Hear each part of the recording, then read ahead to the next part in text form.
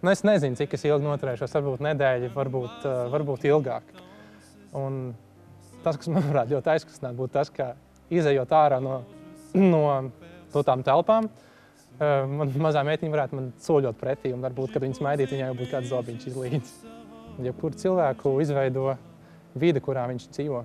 Mani, respektīvi, līdz ar to ir izveidojuši tie draugi, kas man ir, tās skolas, kuras esmu mācījies. Pēc 5 gadiem es iespējams būšu iegūs vēl vienu izglītību mūzikā, ja man sanāks viss kā plānots. Pēc 5 gadiem noteikti būšu par 5 gadiem vecāks. Tas loģiski. Bet noteikti būšu gādīgs tēvs, mīlošs vīrs. Būšu apprecējies noteikti. Man sauc Indriķis. 25 gadi man ir, un ikdienā es nodarbojos ar tulkošanu.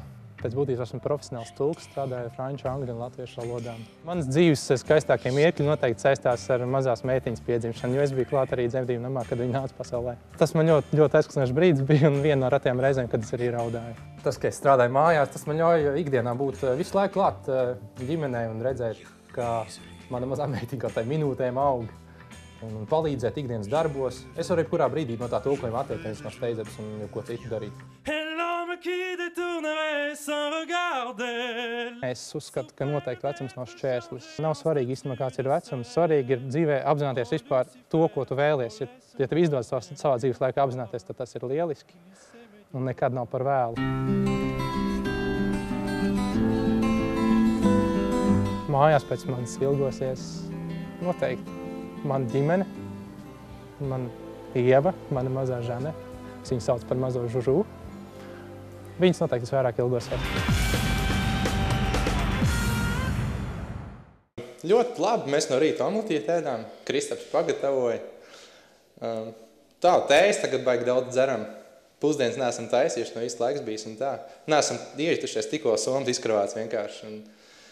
Un tagad mēs tā vairāk parunājamies, iepazīstam viens otru.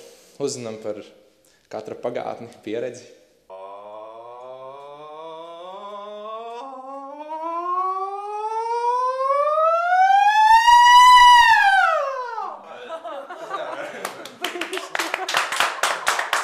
Es saņēmu žūrijas vērtējumu pirmo.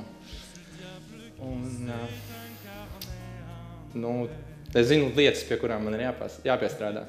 Tas ir galvenais, un to mēs sāksim tagad darīt, jo sākām šorīt jau darīt.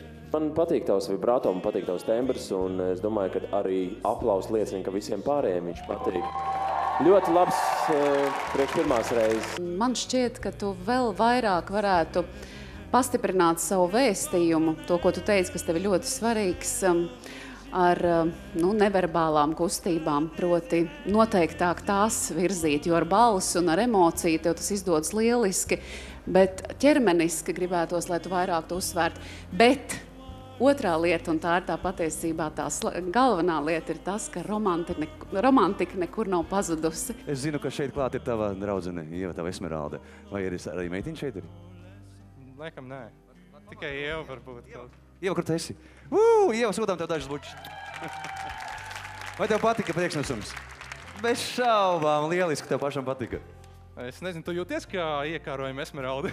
Es pats ne, bet es jūtos tavā vietā. Man tik patikās, kā tu dziedāji. Es viņu publikā, ja godīgi, neatradu. Es cerēju atrast, bet neatradu. Jo, ja es būtu atradis, tad man noteikti būtu vismaz emocionālā ziņā sanācis labāk. Es domāju, noteikti.